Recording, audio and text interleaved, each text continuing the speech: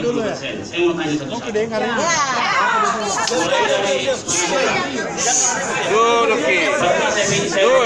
uang 30%. Ingat gitu ini. Tidak. Semua dengar di sini. Jangan lihat.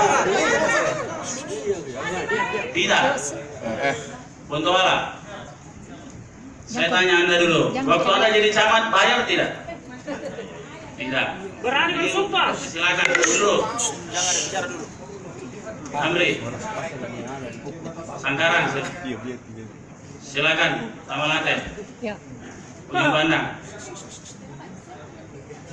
Silakan. Makassar. Ya, saya kan tidak tahu. Kenapa saya mesti klarifikasi ini? Tidak elok kalau di dalam birokrat kita saling tunjuk menunjuk. Tunjuk menunjuk harus transparan. Saya adalah orang yang mau transparan. Dengar dulu. Apa kesalahan? Saya ini adalah narasumber anti korupsi. Iya tahu ah. Nasional. Apa kau? Nasional. Silakan duduk, silakan duduk. Duduk lagi. Saya perlu klarifikasi ini di hadapan banyak orang.